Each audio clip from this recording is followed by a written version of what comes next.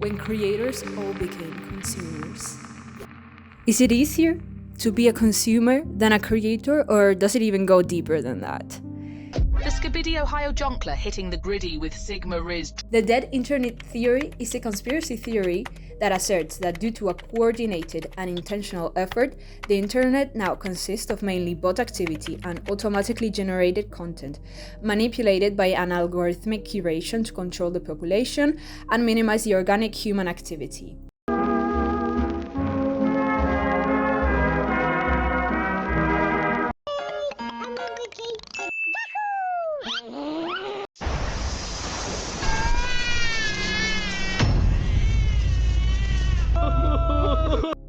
As a new creator, someone that started her YouTube channel like a month ago or so, I'm seeing that authentic content is lacking from the internet. Where do we draw the line between a tool and actually making the whole video? Because I see lots of content farms on YouTube just for the sake of making profit.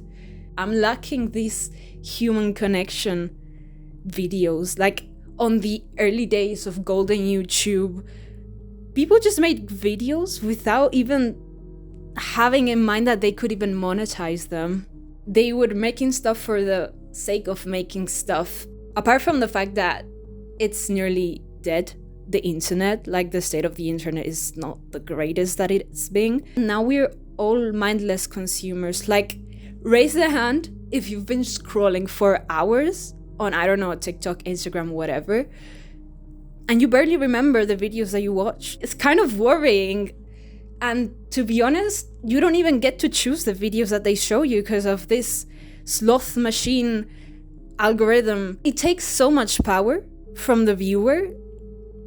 In early days of Instagram or in early days of YouTube, you got to choose what you watch. Now we just fill the void with whatever they give us just to stop thinking for a while. And since when content became this void feeling thing instead of a thing that connects us all? Because it's easier to just scroll, doesn't it? It's easier to just lose yourself into videos that you don't even want to watch just to stop thinking. And I just miss being a human on the internet. Lots of people are leaving social media because it's not social anymore. You're filled with competition that's not even human. You're filled with garbage every day. No wonder people are just leaving social media. It's not fun anymore. You cannot just make or create art or content or whatever just for the sole purpose of making money. There needs to be something more.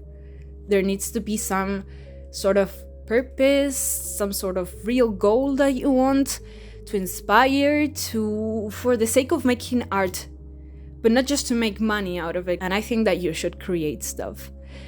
Even if it's bad, even if no one watches it, it's important to have human stuff on social media. We barely can tell the difference between AI made stuff and human stuff because it's getting so good. Like 2 years ago, I could tell the difference between an AI made image and a real image. Now I barely cannot tell the difference, and the videos are getting so good, and deepfakes are becoming the norm, and it's so chaotic. Really, it is. So why not just make your own stuff? Like, be the difference. Make the difference. Be the human in the internet that creates stuff because they love creating or because they like to speak to a camera like I do and just ramble on for like some minutes. It doesn't matter if you don't get to a huge audience. At least you're creating something authentic. It doesn't matter if you suck at speaking in English like I do, or if you suck at anything, at art, at singing. Whatever you do, just do it, because I think the internet needs you, and people are gonna seek for authentic connection. I think we should use AI in a more responsible way, to be honest. Don't use it to remove the process altogether. Use it as a tool that can help you, that can inspire you.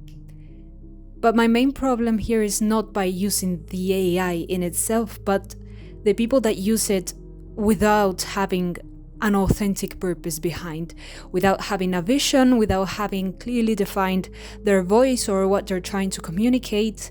What you're seeing is kind of empty. And, the brain rot phenomenon of just mindlessly watching stuff that's literally eating your neurons away. Removing the process is taking the soul away from any creation. Like artists, I consider myself one. Why did we start creating in the first place? Was it because the first time we got a pencil, we thought, oh yes, I'm gonna be Picasso, or, well, maybe not Picasso, but Velázquez or whatever? No, we just did it for fun, actually. Kids, at a young age, they learn how to draw and doodle stuff before they even learn how to speak.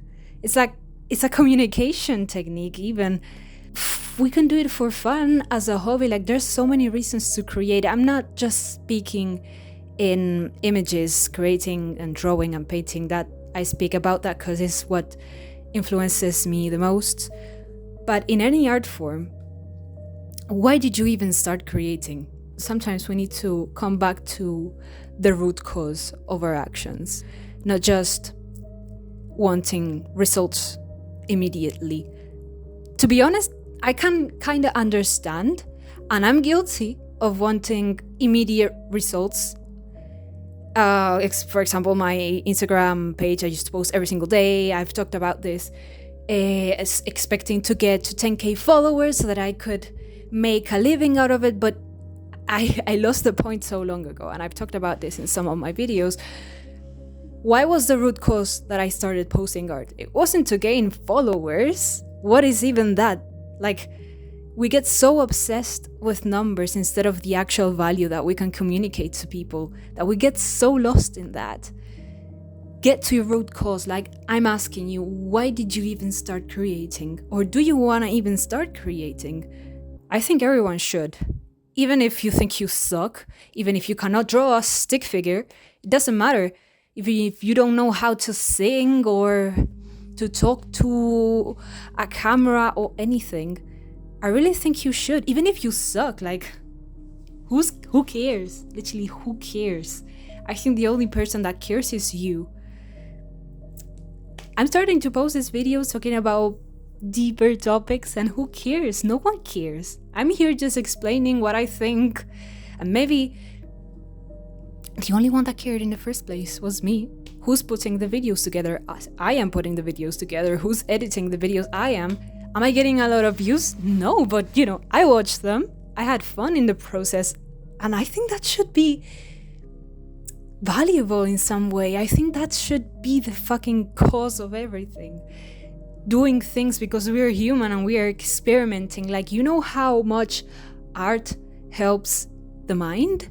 How much creating helps your body, your soul, everything? You cannot just go through life wanting results and not enjoying the process. And art, I think, is a way that connects you to the present day. Art is, in a way, art is just you're focusing on what you're doing right now, on your task that you're doing, in filming, in drawing, whatever, in the present moment. And the result, well, it could be better or worse, but who cares? You're doing it for yourself. Like, I really feel like art is the biggest form of self-love that there is out there. Because you're literally dedicating time and effort into something that you like and putting it out there just because you wanted to put it out there. What other thing says self-love rather than that? That's why whenever I see those videos that just don't put any effort, it's just a typed prompt and the person behind it didn't use it as a tool, instead use it to just gain the result, I just find it so empty. And again, like, okay, you can use it as a tool, but not as the whole fucking thing. And I'm sorry, I'm swearing, but it just angers me so much. In Spanish, there's a saying that says, pan de hoy, hambre para mañana. It's like the bread of today, hunger for tomorrow kind of thing. Basically, it means that, okay, it might solve your problem in a short-term kind of way. Like, it creates it instantly. But think about it. In the long term, does that really help you? Does that empower your critical thinking skills? Does that take you a step forward to your purpose in this life? Do you even know what your purpose is in this life? Well, you won't get to know it if you're just doing things the simple way. Because guess what? That takes time and that takes presence.